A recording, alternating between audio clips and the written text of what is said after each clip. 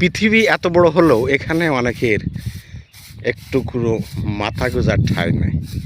এই যে এত ফসল, কিন্তু এর কোনো ফসলের জমি নেই। এই যে ধানগুলো নিয়ে গেছে এই রোদের ভিতরে নাতনির সাথে করে নিয়ে এসে এই যে কুড়াচ্ছে। আগে ইঁদুরের গর্তে অনেক ধান পাওয়া যেত, কিন্তু এখন মাঠে আর ইঁদুরও নেই, গর্তও নেই। তবে যে ধানগুলো পুড়ে যায় এইভাবে ঝাঁটা দিয়ে কুড়ে এই যে নিচ্ছে। এবং এইরকম সকাল থেকে এসে এরকম এক গামলা হয়েছে, এখন আর এক গামলা। নাতনি ক্লান্ত বসে আছে, নানি চেষ্টা চালিয়ে যাচ্ছে।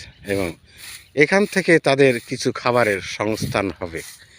এইভাবে এই ধান যতদিন আছে ততদিন প্রত্যেক দিন সকাল সন্ধ্যা এভাবে পরিশ্রম করে, তাতে কয়েক বস্তা ধান হবে। অথচ এই ধানগুলো কিন্তু পড়েই থাকতো, নষ্ট হতো, কিন্তু তাদের এই দারিদ্রতার কারণে এই ফসলগুলো নষ্ট হচ্ছে না।